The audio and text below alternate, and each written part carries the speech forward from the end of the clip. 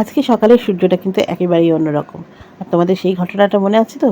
বাবাজি একদম ছোট্টবেলা এই সূর্য বাবাকে আপেল ভেবে জড়িয়ে ধরতে গিয়েছিলেন, কারণ তার খেতে ইচ্ছে হয়েছিল। তো যাই হোক, চলো আজকে সকালটা শুরু করে দিলাম। যাচ্ছি বাবাজির বাড়িতে পুজো দিতে। মিমি তো পরীক্ষা দিতে চলে গেছে, আর আমরা যাচ্ছি এখন বাবাজির বাড়িতে। বাবাজির সাথে দেখা করব, পুজো দেবো। আজকে বাবাজির জন্মদিন বলে কথা, তাই না বলো? তো যাই হোক, বাইরেটা বড্ড রোদ, একেবারে ঝালঝিলিয়ে যাচ্ছে। তো যে কারণে ছাতা নিতেই হলো, কারণ ছাতা তো আমার মোটে ধরতে ইচ্ছা হয় না, কিন্তু ছাতা তো নিতেই হবে, ছাতা ছাড়া রাস্তায় বেরোনো যাবে না। আর আমার তো মাইগ্রেন আছে, আর এই রোদটা লাগলেই কিন্তু আমার ভীষণভাবে মাইগ্রেনের যন্ত্রণা শুরু হয়। আর এই গরমকালে যে মাথা যন্ত্রণা হয় না, মানে মাইগ্রেনের যন্ত্রণা, উফ, ভয়ঙ্কর কষ্ট হয় আমার। যাদের মাইগ্রেন আছে তারা তো জানো যে মাইগ্রেনের যন্ত্রণা কত কষ্টের। তো যাই হোক, বাবাজির বাড়িতে চলে এসেছি। প্রচুর ভক্তরা এসেছেন পুজো দিতে। আর বাবাজিকে যে আজকে কি সুন্দর লাগছে, কি অপূর্ব লাগছে, তোমরা দেখো পুরো ভিডিওটা, তোমাদের ভালো লাগবে। বাবাজিকে আজকে একদম অন্য রকম লাগছে। খুব সুন্দর পুজো হচ্ছে, ঠাকুরমশাইরা দারুণ পুজো করছেন।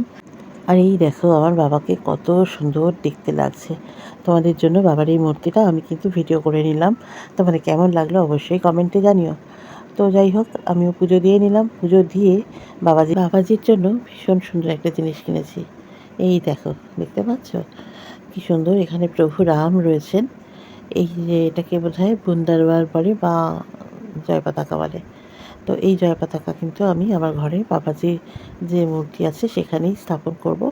প্রভু রাম রয়েছেন, তো বাবাজির ইচ্ছে আজকে প্রভু রামকেও কিন্তু আমি আমার ঘরে নিয়ে আসলাম। তো এইভাবে আজকে সারাটা দিন কেটে গেল। এখন সন্ধ্যাবেলা, সন্ধ্যাবেলা না, আমার ডিনার হয়ে গেছে। যেমন ডিনার করে প্রতিদিন হাঁটতে যাই, আজকেও তাই ডিনার করে হাঁটতে বেরিয়েছি। এবং অবশ্যই আজকে আমি বাবাজির মন্দিরে যাব, ভীষণ মনটা টানছে।